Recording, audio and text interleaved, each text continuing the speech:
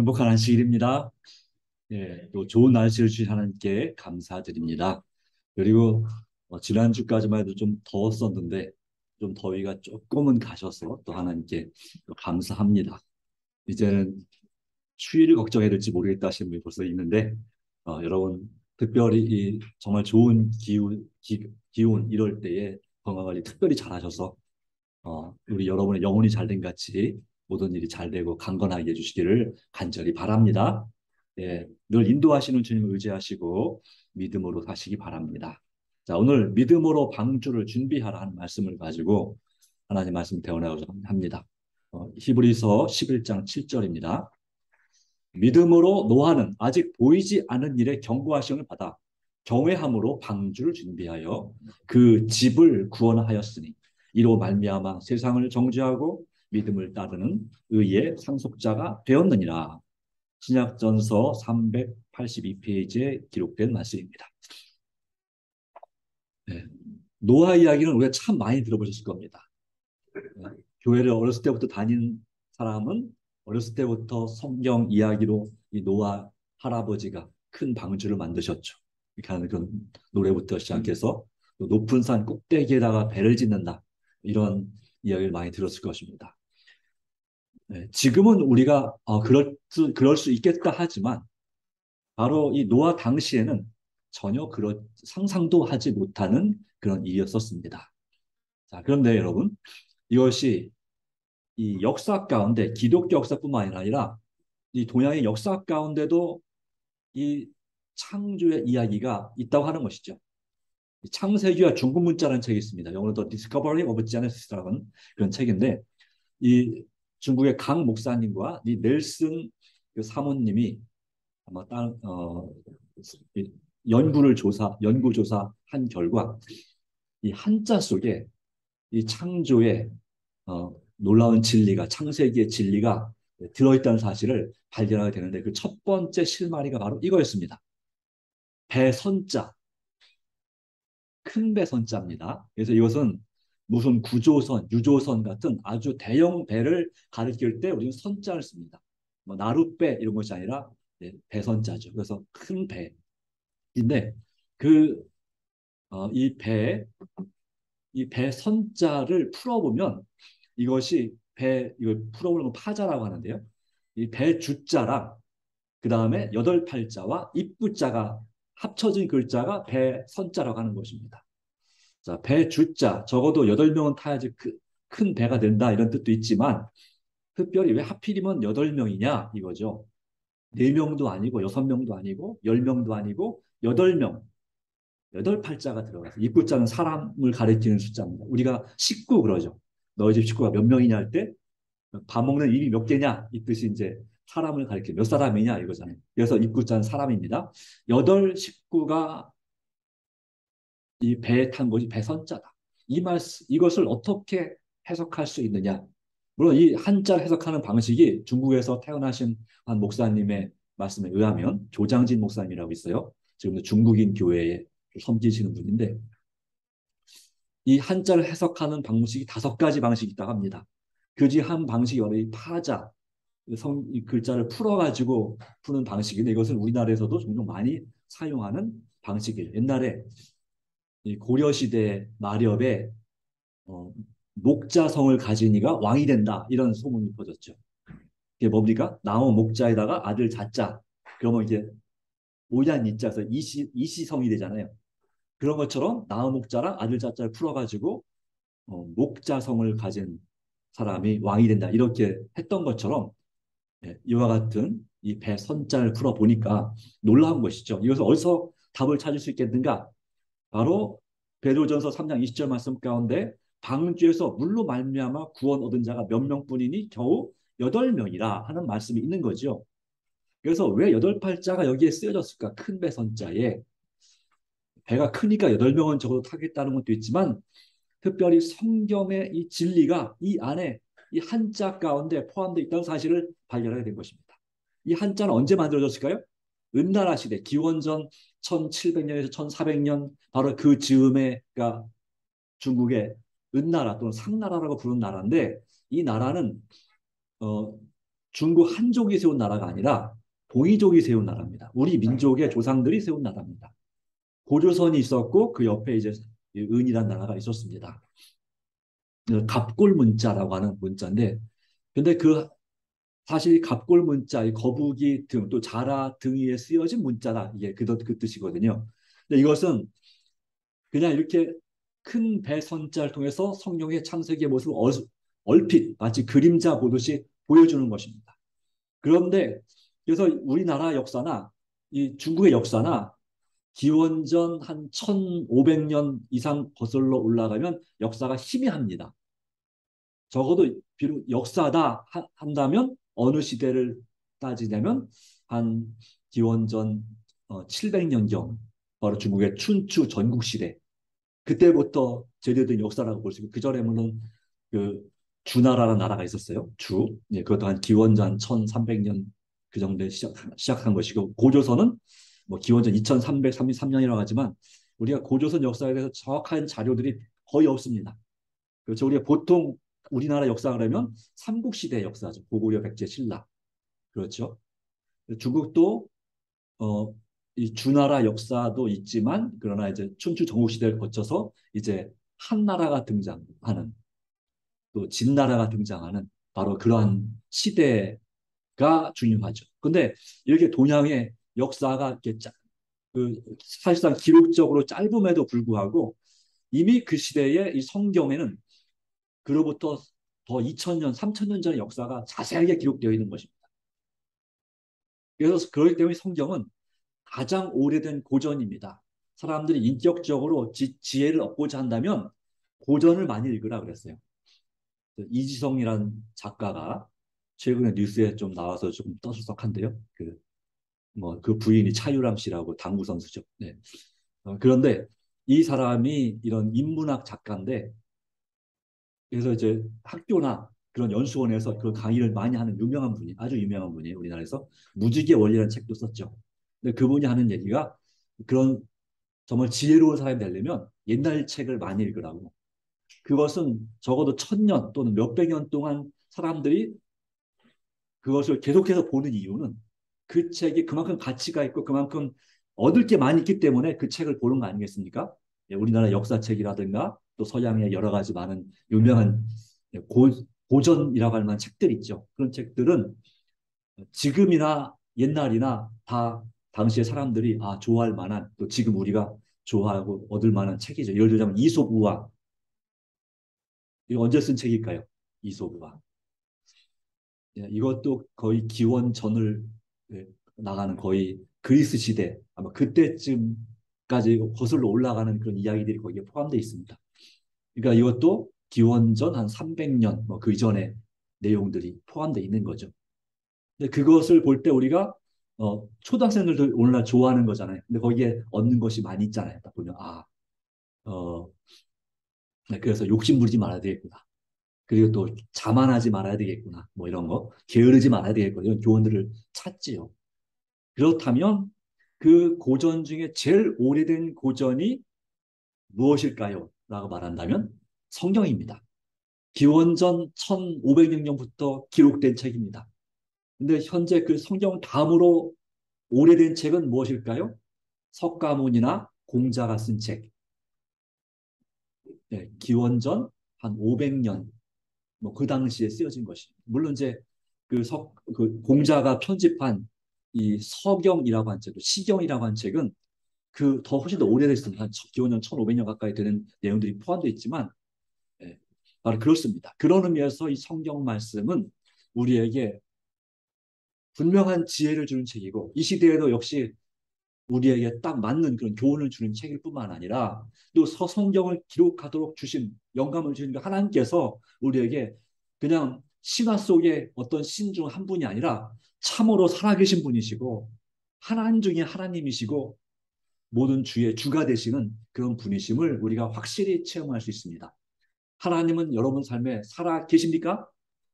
네, 이것이 우리에게 가장 중요한 것입니다. 이 하나님은 나의 부모님의 하나님도 되어야 되지만 누구의 하나님이 되셔야 될까요? 나의 하나님이 되셔야 합니다. 나의 하나님. 그리고 그 하나님이 나에게 정말 무서운 하나님이십니까? 아니면 좋으신 하나님이십니까? 네, 참으로 좋으신 하나님이 되기를 간절히 바랍니다. 자, 여기 여덟 명은 누구였냐면 노아와 노아의 아내와 세 아들과 세 며느리가 함께 방주에 들어가는 것을 우리 볼 수 있습니다. 이것이 바로 진리라고 하는 거죠. 이 진리의 말씀을 의지하여 우리는 하나님께 나아가는 자, 바로 믿음으로 하나님을 기쁘시게 하는 자가 되기를 간절히 바랍니다. 예, 오늘 원래 첫째, 둘째를 준비했는데 아무리 봐도 둘째까지 못 갈 것 같아요. 첫째만 하겠습니다. 자, 경외함으로 방주를 준비하라 라고 하는 것입니다. 방주. 믿음으로 노아는 아직 보이지 않은 일에 경고하심을 받았습니다. 경외함으로 방주를 준비하여 그 집을 구원하였다. 노아가 방주를 짓는 일은 쓸데없는 일이었을까요? 가치 있는 일이었을까요? 의미가 있는 일이었을까요?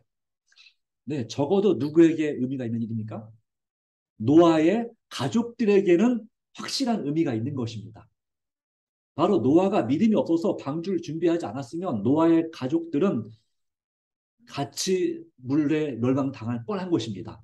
그런데 선견지명을 가지고 그 믿음을 가지고 하나님을 의지함으로 아직 보이지 않는 일, 도저히 일어날 수 없었을 것 같은 당시의 상식으로는 도저히 이해가 되지 않는 일을 하나님께서 말씀하셨을 때 그 경고를 받고 하나님을 경외함으로 노아가 방주를 준비한 결과 그 집을 구원하였으니, 그러므로 오늘 우리도 믿음의 방주를 준비하는 것이 필요합니다. 그 우리가 방주를 잘 준비하면 누가 구원받을 수 있습니까?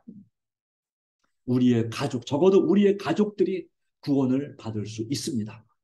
그러기에 우리가 방주 만드는 일, 방주를 준비하는 일에 정말 정성을 또 최선을 다할 필요가 있겠습니다. 자, 먼저 경외함으로 했습니다. 경외함이란 holy fear라고 하는데요. 영어로는 이 경외, 공경할 경자에다가 또 경외할 외자가 되겠습니다. 이 외자를 보면 밭전자에다 하늘자가 딱 그려져 있고 밑에 이 표시가 두 사람입니다. 두 사람이 밑에 있습니다.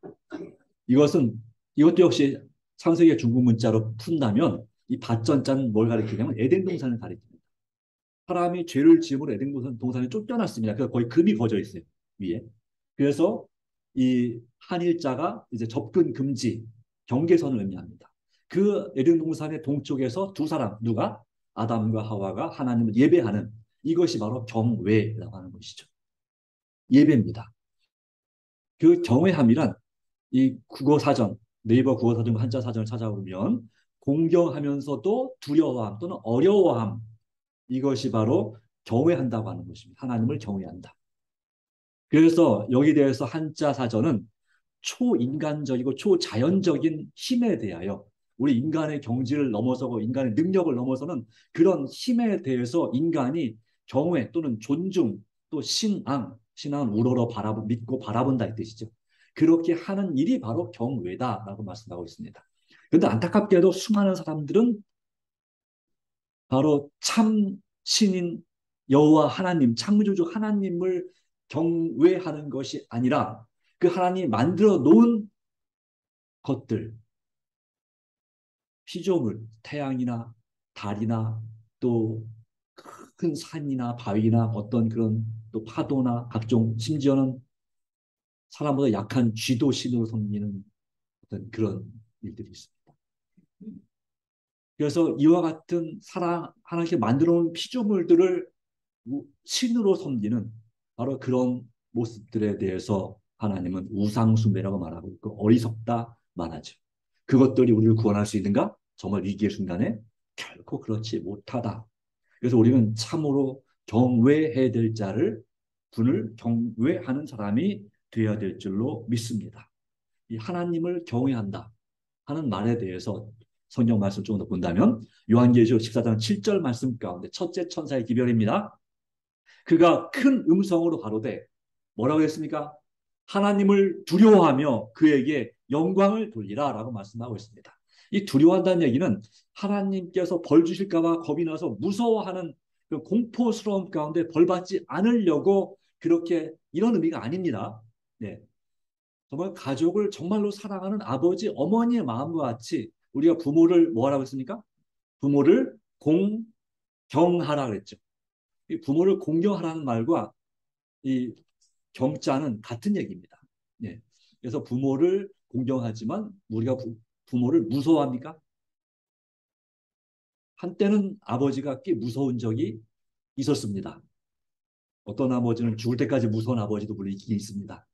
그러나 그 아버지가 자녀를 정말 사랑한다는 것을, 또 나를 정말 사랑하신다는 것을 느낄 때 우리는 아버지를 무서워하기보다는, 물론 어려워하는 건 사실이지만 아버지를 존중하고 공경하게 되는 것이죠.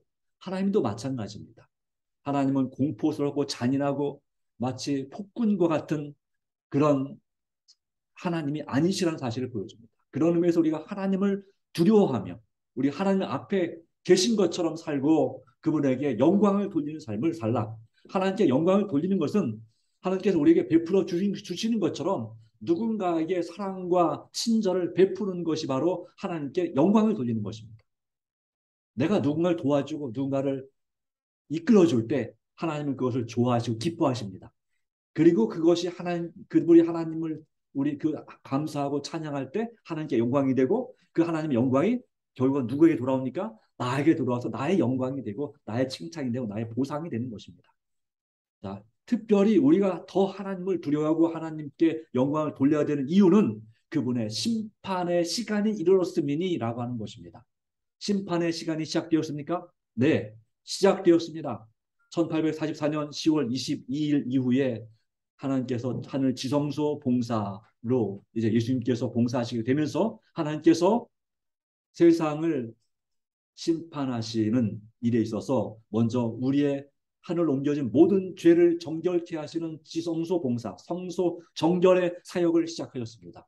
바로 그 가운데서 우리의 모든 죄가 이제 완전히 이 우주에서, 지구뿐만 아니라 온 우주에서 사라지고 깨끗하게 되는 바로 그와 같은 역사가 일어나는데, 그 일을 위해서 이제 준비하고 있는 하나님께서 일을 하고 계시고, 바로 그 가운데 우리는 어떻게 되는가? 구약시대 대속죄일의 그 시간에 대제사장이 지성소에서 봉사하는 동안에 그 밖에 모든 백성들이 자기 마음을 살피고 진정으로 회개하고 하나님께 간절히 기도했던 것처럼 우리도 정말 우리 마음을 살피고 우리 잘못을 단 한 가지로 남아있지 않도록 깨끗하게 만들어주시길 하나님께 구하는 진정한 회개의 기도를 드리시는 삶이 되길 바랍니다. 그렇다고 해서 항상 우울하고 슬프게 살라는 얘기는 아닙니다. 내가 정신을 차리고 모든 걸 주님께 맡기고 항상 선을 행하고 항상 기뻐하며 쉬지 말고 기도하며 범사에 감사하는 삶을 살라고 하는 것입니다. 어둠의 삶이 아니라 빛의 삶을 살라고 주님은 우리에게 말씀하고 계십니다. 그래서 우리 여러분 마음이 주님 안에서 행복해지시기 바랍니다. 특별히 언제요? 이 안식일에 여러분 마음이 주님 안에서 편안해지기 바랍니다. 언제요? 매일, 특별히 안식일에. 그리고 여러분이 주님 안에서 여러분의 품성이 모든 죄 용서받고 거룩하게 되기를 간절히 바랍니다. 이 안식일을 기억하여 거룩히 지킬 때 우리가 거룩하게 되고 존귀하게 되는 것입니다. 그렇기 때문에 우리는 하늘과 땅과 바다와 물들의 근원을 만드신 이를 경배하라 말씀했습니다. 바로 이 창조주 하나님을 진정으로 경배하고 창조주 하나님의 뜻을 실천하는 삶, 이것이 바로, 그래서 우리도 누군가를 새롭게 해주고 그의 마음에 격려와 사랑을 베푸는 삶이 바로 창조주 하나님을 경배하는 삶인 것입니다. 이 경배는 뭐가 있습니까? 그러면 예배에 필요한 순서들이 있죠. 뭐가 있습니까? 제일 먼저 예배하면 제일 먼저 우리는 하나님을 찬양합니다. 찬양은요, 여러분에게 모든 스트레스를 풀어주고 하나님의 보호와 위로를 느낄 수 있는 아주 중요한 것이 찬양입니다. 찬양을 많이 들으십시오. 그리고 할 수만 있으면 여러분 찬양을 즐겨 하십시오. 내가 잘 노래를 못 불러도 상관없습니다. 찬양을 많이 들으시고 찬양을 많이 하십시오. 그리고 내 입술로, 내 말로 하나님을 찬양하십시오. 다시 말하면 선한 일을 통해서, 착한 일을 통해서 하나님을 찬양할 수 있습니다. 다른 사람들이 나를 통해서 하나님을 찬양하게 만드십시오. 이 필요합니다. 그 다음에 예배는 또 뭐가 있습니까? 기도가 있죠. 기도는 영혼의 호흡이고 생명이라 했습니다. 이 기도를 통해서 우리는 하나님을 경배함을 통해서 하나님, 우리를 사랑하신 예수님을 만나는 시간이 바로 무슨 시간입니까? 기도 시간입니다. 기도시를 여러분 그냥 그냥 짧게 우리 밥 먹을 때 기도하는 기도도 꼭 해야 됩니다. 그러나 그 기도가 습관적인 형식적인 기도가 아니라 간절한 기도가 되어야 되는 거 아시죠? 그리고 여러분 개인적으로도 정말 간절히 기도하는 시간이 필요합니다. 또 가족과 함께 기도하는 시간이 필요합니다. 마음을 다해서. 근데 이 무슨 모든 기도든지 정성과 마음을 다해서 해야 됩니다. 정말 하나님께서 내 앞에 딱 계시고 그분에게 내가 직접 말씀드리는 엄숙한 마음으로 그리고 간절한 마음으로 하나님 앞에 부르짖으라 말씀했습니다. 그러기에 예레미야 29장에도 13절 너희가 온 마음으로 나를 찾고 찾으면 나를 만나리라. 기도는 바로 하나님을 만나는 그리고 하나님의 내 말씀을 하나님께 드리고 하나님의 음성을 듣는 시간이 바로 기도입니다. 물론 찬양도 기도입니다. 가사가 있는 기도, 목조가 있는 기도죠. 그래서 우리가 진심으로 하나님을 기도할 때 하나님께서 살아계심을 체험하지 않을 수가 있습니까? 없습니까? 없습니다. 여러분. 하나님이 우리 삶에 참으로 살아계시고 내 기도를 응답해 주시는 것을 경험할 때 하나님은 진짜로 살아계십니다. 옛날에만 살아계신가요? 지금도 살아계십니다. 하나님께서 여러분의 기도를 들어주십니까? 어제도 들어주셨습니까? 지난 한 주간 들어주셨습니까? 네. 그 기도를 우리가 체험하고 경험하고 필요합니다. 제가 2주 전에 우리 는드시라고 하는 형제가 캄보디아에서 왔잖아요. 근데 그 형제가 왜 지난주에 못 나왔냐 그랬더니 오늘도 사장님이 코로나 때문에 나가지 말라고 해서 못 나온다고 합니다. 기도해 주십시오. 네. 너 코로나 한번 걸리면 일주일 동안 쉬어야 된다. 이러면서 그래서 못 나오는데 이제 그 형제가 이제 두 번째 나올 때 교회를 찾아와야 되는데 저기 사후역까지 무사히 왔어요. 그런데 올 시간이 됐는데 안 오는 거예요. 전화했더니 어디냐 그랬더니 저 반대쪽으로 가고 있는 거예요. 기룬 아파트 지나서 하사랑 교회가 그쪽으로 그래서 저 이마트 트레이더스 쪽으로 풍무동 쪽으로 가고 있는 거예요. 아 그래요. 아 거기 아니고 반대로 와야 된다. 그래서 나리 6명을 찾으라 그랬어요. 근데 아무리 생각해도 찾아오는데 시간이 많이 걸릴 것 같아요. 그래가지고 이 교과 시간인데 죄송하지만 제가 차를 자가용을 가지고 나가면서 기도를 했어요. 하나님 이 는드 형제를 단번에 만나게 해주십시오. 서로 길이 엇갈리지 않고. 그리고 갔어요. 어떻게 됐을까요? 네. 여기 사후 사거리 그 GS 마트인데 지나서 공설동 지나서 쭉 가면 이제 거기에 큰 길로 나가는 길이 나와요. 거기. 그리고 또 오른쪽으로 또 틀어서 이제 풍무동 가는 길이 있고요. 거기쯤에서 거기가 오거리인가 그래요. 조그만 골목 오거리인데 거기서 큰 길로 나가려고 딱 트는데 이쪽에서 누가 오는 거예요. 오른쪽에서. 저쪽 풍무동 쪽에서. 근데 보니까 아무리 생각해도 맞는 것 같아. 근데 딱 오더니 아주 이러고 있어요. 어디로 가야 되지? 이런 표정이 맞아요. 네. 그래서 나 창문 열고 불렀더니 아 맞는 거예요. 그래가지고 차 돌려가지고 바로 태우고 왔는데 아 하나님 그때 딱 느껴서 하나님께서 이 간단한 거 별거 아닌 기도지만 이 기도를 들어주시는구나. 서로 헤매지 않도록. 그래서 단번에 만나서 바로 데리고 온 것이 너무 감사했습니다. 우리가 하나님께서는 우리가 큰 기도만 할 필요 없습니다. 작은 기도, 뭐 하나 잊어버린 거 찾는 것이나 또는 무엇을 살 때, 바로 그럴 때도 우리가 또 어떤 정말 하나님의 인도하심을 느낄 수 있는 작은 걸 가지고 기도해 보십시오. 하나님은 살아계십니다. 여러분의 기도를 응답하시기를 기뻐하십니다. 바로 그것이 중요한 것입니다. 경배하라. 그리고 이 예배 가운데 뭐가 있습니까? 말씀이 있습니다. 말씀을 이렇게 듣는 시간, 그리고 또 내가 말씀을 읽는 시간, 말씀을 묵상하는 시간, 말씀을 암송하는 시간. 바로 이 말씀은 영혼의 생명의 양식입니다. 이 말씀을 통해서 우리가 힘을 얻는 것입니다. 이 불안하고 심란했던 또 스트레스 받은 마음이 하나님 말씀을 들을 때에 하나님께서 우리 마음을 만져주시고 마사지 해주시고 부드럽게 해주셔서 우리 마음을 치료해 주시고 회복시켜 주시고 모든 문제가 해결되게 만들어주시는 것이 바로 이 말씀의 능력입니다. 하나님 말씀은 우리가 보는 천연계의 모든 것들을 살게 만드시는 것이 바로 생명력이 있죠. 그리고 모든 것을 이렇게 분석하고 분해하고 다 풀어버리는 그런 능력이 있습니다. 하나님 말씀은 살아있습니다. 그 살아있는 말씀이 저와 여러분에게 정말로 나 자신에게도 살아있는 생명의 말씀이 되기를 간절히 바랍니다. 근데 여러분 음식을 먹었는데 어떤 경우는 음식이 바로 소화가 되면 좋겠는데 바로 소화가 되지 않고 바로 나가는 경우가 있죠. 어떤 경우 그렇습니까? 네. 찬물을 마셨거나 밥을 먹거나 찬물을 마셔서 갑자기 배가 차가워지거나 아니면 찬 바람을 쐬었거나 그래서 때때로는 제가 에어컨 바람을 바로 맞으면 바로 화장실을 갈 경우가 있어요. 네. 그럼 어떻게 돼요? 아깝죠. 아깝게 힘들게 맛있게 먹었는데 그것을 흡수되지 않고 그냥 나가버리면 그건 너무너무나 아까운 것입니다. 말씀도 마찬가지입니다. 우리가 아무 생각 없이 말씀을 들으면 마치 쇠기의 경읽길처럼 이렇게 한쪽으로 들어왔다 한쪽으로 그냥 나가는 것입니다. 그런데 그 말씀을 내가 정말 하나님 말씀으로 받고 그 말씀을 통해서 정말 내 마음의 방주를 준비하고자 하는 간절한 마음으로 하나님 말씀을 받는다면 이 말씀이 여러분 삶에서 어떻게 될까요? 소화가 되는 거죠. 이해가 되는 것이고 깨달음을 얻는 것입니다. 그럴 때의 말씀이 진짜 여러분에게 무슨 말씀이 됩니까? 생명의 말씀, 하나님의 말씀이 되는 것입니다. 하나님의 말씀이 살아 있습니다. 그 살아있는 말씀이 우리 삶에서는 죽은 말씀이 되면 안 되는 것입니다. 내 삶에서 하나님 말씀이 실천되게 해주시기를 기도하시기 바랍니다.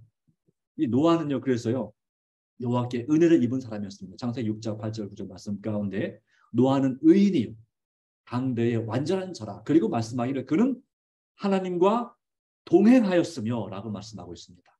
하나님과 동행한다. 동행하려면 같이 누군가랑 같이 가려면 마음이 맞아야 됩니까? 안 맞아야 됩니까? 맞아야 돼요. 서로 마음이 잘 맞아야지 같이 갈 수 있어요. 뭐 가는 방향과 생각과 계획이 다르면 절대로 같이 못 갑니다. 또 같이 가더라도 고역이죠. 막 괴롭죠. 이 인간하고 내가 이렇게 이런 생각을 가지고 꿍시렁거리면서 가면 이게 참 불편하겠죠. 근데 서로 마음이 잘 맞으면 어딜 가도 서로 좋은 것이죠. 그것이 동행. 바로 이 노아는 하나님과 마음이 정말 잘 맞는 사람이었습니다.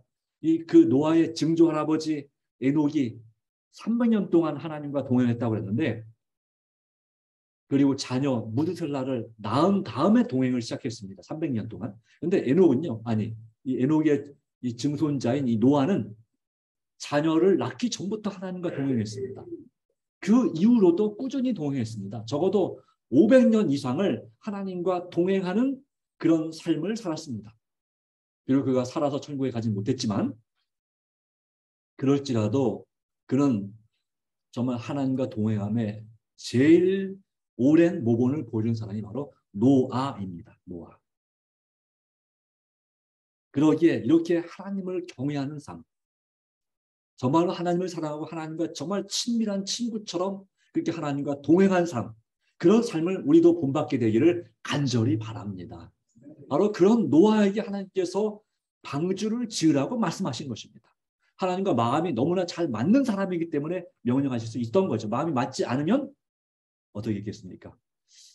이제 내가 120년 후에 이 땅에 비를 내려서 온 인류를 땅에서 쓸어버릴 텐데 이 인류를 구원하기 위한 대책으로 네가 방주를 지으라 그러면 이 노아가 어떻게 반응했겠어? 하나님과 마음이 안 맞으면 하나님 뭐라고요? 다시 한번 말씀해 보실래요? 이렇게 나오지 않겠어요? 그리고 이제 방주를 일단 짓겠습니다. 짓는데 이제 나무를 잘라가지고 노아가 어디로 갔을 것 같아요?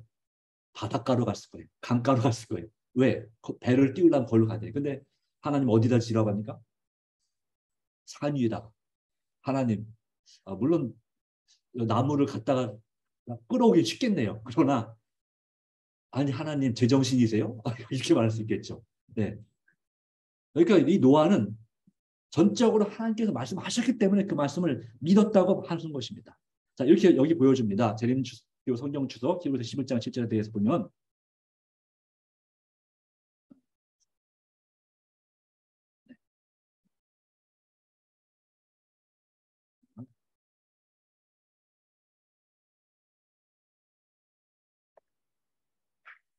여기에 보면은 노아는 하나님이 홍수로 세상을 멸하실 작정이라는 계시의 깊은 인상을 받았어요. 감동을 정말 잊을래 잊을 수 없는 감동과 또 한편은 마음의 괴로움, 슬픔이 있었습니다. 그리고 그에게 주어진 지시를 마음에 새겼습니다. 하지만 노아가 방주를 지은 것은 다가올 홍수가 두려워서라기보다는 재앙을 계시하신 하나님에 대한 믿음 때문이었다라고 하는 거죠. 노아가 방주를 지은 것은 홍수를 어떻게 피해보고자 하는 두려움 때문이 아니라 뭐 때문이라고요? 하나님에 대한 믿음 때문. 그분이 말씀하셨기 때문에 틀림없이 이루어질 것이다. 그러므로 나는 내가 이룰 무엇이다? 나뿐만 아니라 내 가족과 이 인류를 구원하기 위해서 또 이 동물들을 구원하기 위해서 내가 방주를 짓겠다고. 그래서 그의 모든 재산, 평생 버는 재산을 투자해서 방주를 짓는 것이죠. 그리고 또 돈이 모자라 나가서 일해가지고 그 돈으로 방주 짓고. 예.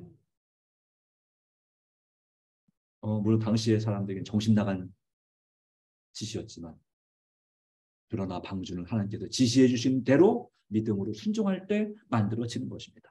하나님께서 노아에게 말씀하셨습니다.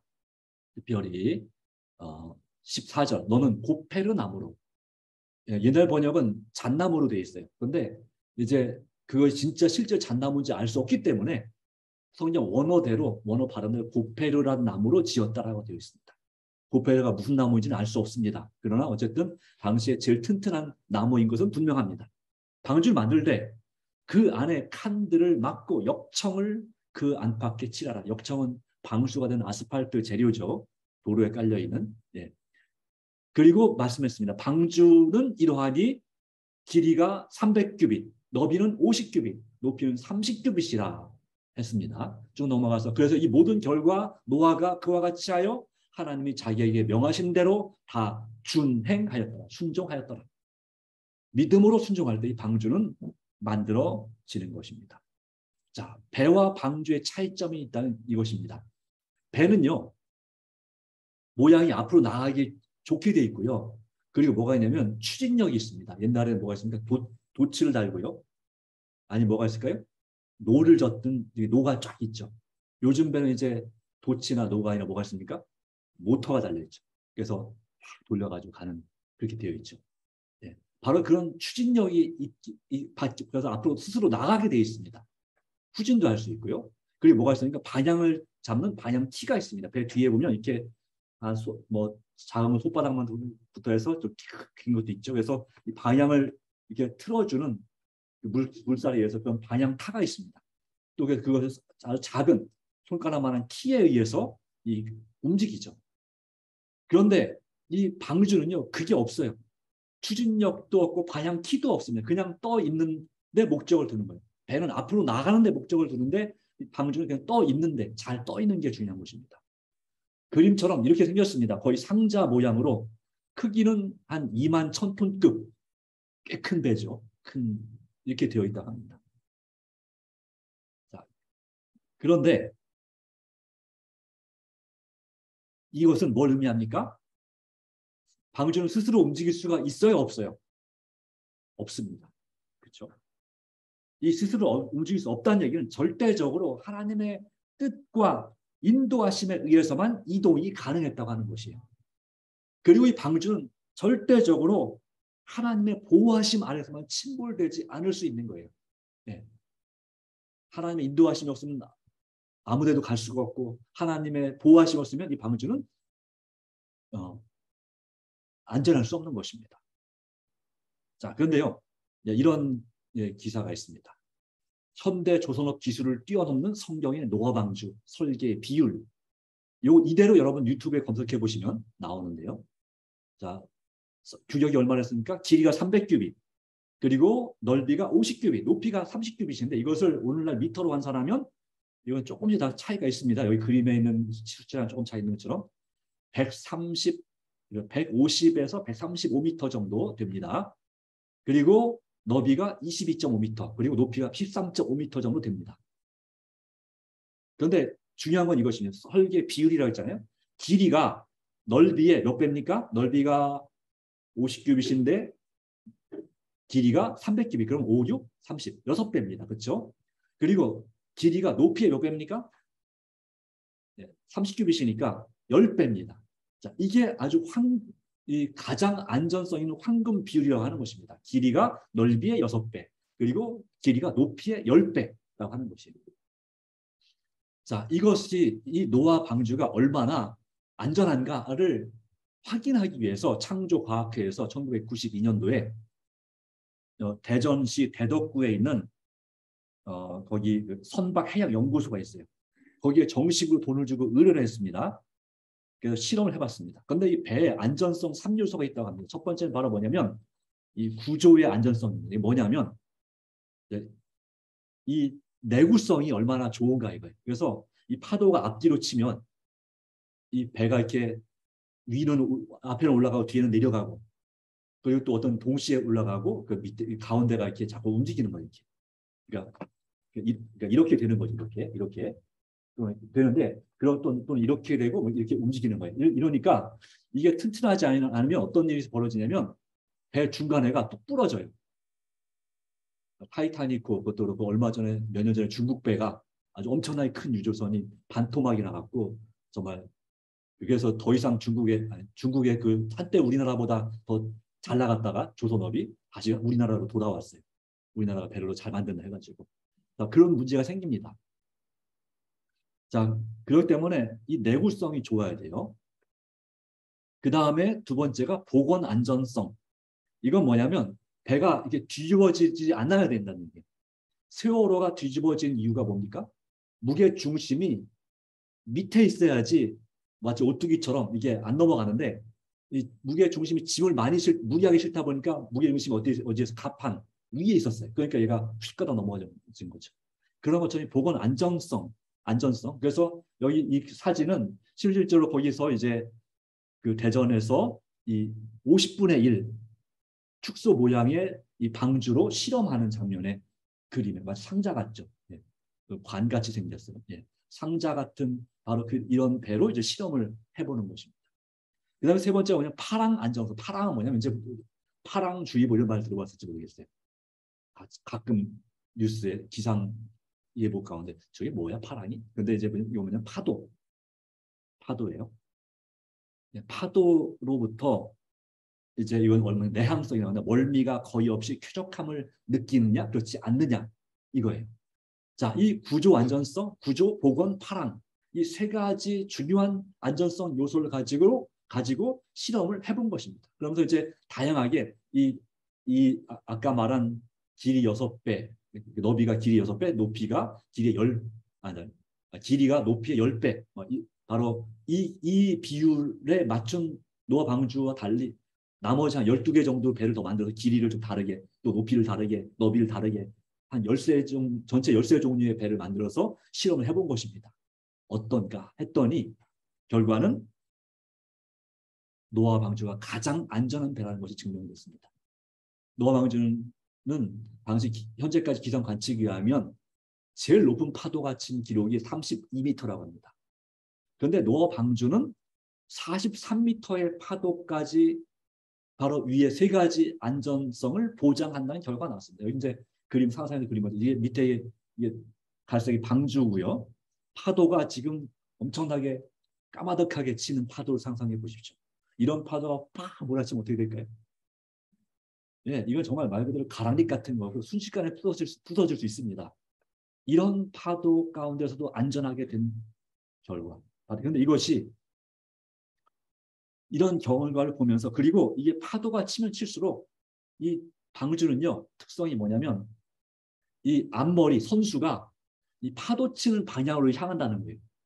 파도가 제일 취약하고 배가 넘어지거나 깨지기 쉬운 것이 뭐냐면 배가 이렇게 있으면 배 옆에를 치면 얘가 깨지기 쉽고 넘어지기가 쉽거든요. 그런데 이 방주는 이 상자 모양인데 이 파도가 치면 파도 치는 방향으로 이 앞머리가 딱 가는, 그러니까 제일 파도를 잘 막아낼 수 있는 방향으로 이렇게 틀어진다고 하는 것입니다. 그걸 보면서 이 연구를 진행한 연구원들이 정말 성경 진리의 정확성에 대해서 정말 크게 놀랐다고 합니다. 그리고 그 중에 한 사람은 이 테스트 자료를 가지고 간증을 하러 다니는데 그 사람이 이경호 교수라고 하는 교수입니다. 그분의 동영상을 여러분 유튜브에서 볼 수 있습니다. 노아 방주는 바로 하나님의 지혜와 설계로 만들어졌으니 건축공학적으로도 확실하다는 것이 증명되었다는 사실입니다. 여러분, 그러나 또 우리가 하지만 기억할 것은 이것입니다. 살아나는 일을 64페이지에 노아가 최선을 다해 방주의 각부분을 아무리 정확하게 만들었다 할지라도 하나님께서 맹렬히 진노하시는 중에 세상에 보내시는 폭풍우를 견디기에는 불가능하였다. 결국 큰 홍수의 무서운 파도로부터 방주를 보호할 수 있는 것은 오직 하나님의 기적적인 능력이었다라고 하는 것이. 자, 여러분, 저와 여러분에게 내가 우리의 구원을 위해서, 우리 가족의 구원을 위해서 준비해야 될 방주는 무엇입니까? 내 방주는 어떻게 준비될 수 있을까요? 바로 우리가 준비해야 될 방주는 바로 하나님께서 짓도록 명령하시는 것이 되어야 됩니다. 그리고 주님의 뜻대로 만들어져야 됩니다. 그 방주는 바로 핵심은 예수 그리스도가 될 것입니다. 그리고 그분의 말씀, 특별히 세 천사의 기별이 될 것입니다. 바로 그 말씀, 시간과에서 넘어가겠습니다. 네. 그렇기 때문에 이 시대를 위한 특별한 기별이 있고, 이거 넘어가겠습니다. 자, 그거 많지만, 네. 자, 그래서 우리는 우리의 방주를, 우리의 가족의 구원을 위해서 방주를 준비하는 것이 정말 필요한 때가 바로 언제입니까? 지금이라고 하는 것입니다. 내 사랑하는 가족들을 위해서 우리는 어떻게 방주를 준비할 수 있을까요? 먼저 우리는 개인적인 그런 경건의 시간을 회복해야 됩니다. 또한 내가 무엇보다 내 가정의 예배를 회복해야지 내 가정을 하나님의 방주로 만들 수 있습니다. 내 교회가, 여러분 가정 예배가 아침 저녁에 좀 어려우면 저녁에 주무시기 전에 가족끼리, 마음이 맞는 가족끼리라도 가족 기도를 해보십시오. 먼저 서로 모여서 기도하다 보면 나중에 같이 예배를 드릴 교회 진함이나 교과책이나 또 다른 말씀으로 성경 말씀을 가지고 예배를 드릴 수가 있게 됩니다. 바로 그것이 내 가족을 하나님께 맡기고 보호하고 그 또 중보하는 아주 중요한 방주 역할을 하는 것입니다.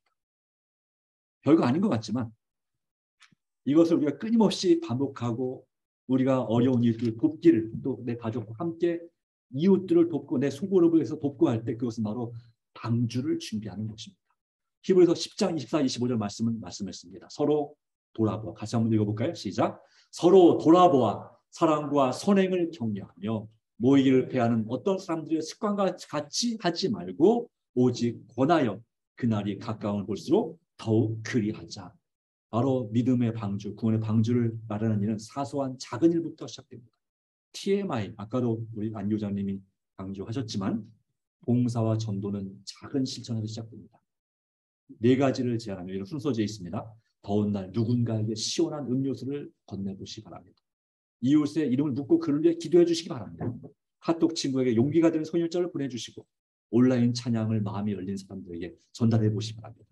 바로 이와 같은 것을 통해서 우리는 믿음의 실천을 경험할 수가 있습니다. 방주를 준비합시다. 믿음으로 방주를 준비하고 주님 안에서 하나님께 영광 돌리기 바랍니다. 교회정원 7권 94페이지 예수를 바라보라는 것이, 예수를 바라보는 것이 언제나 우리의 표어가 되어야 한다. 하나님의 감사하기를 간절히 바랍니다.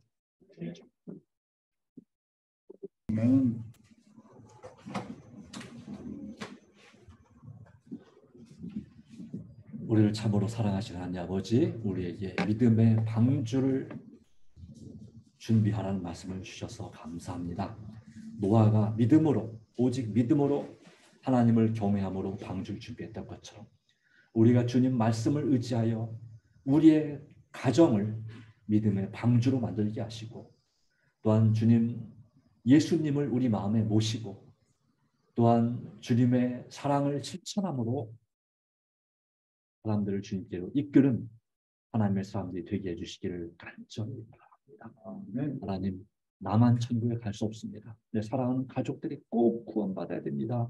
이를 위해서 내 자신의 경건의 시간을 회복하게 하시고 가정 예배를 회복하게 하시고 친절 베푸는 사랑을 실천하기는 그 정신을 회복하게 하여 주시옵소서. 오 주님, 주님 안에서 우리를 새롭게 해주심을 믿습니다. 우리의 죄를 사하시고 우리의 모든 염려를 주님께 맡기오니 돌봐주시고 인도하여 주시옵소서. 믿음으로 승리하고 믿음으로 살아가는 한 주간 되게 하여 주시옵기를 예수님의 이름으로 기도합니다. 아멘.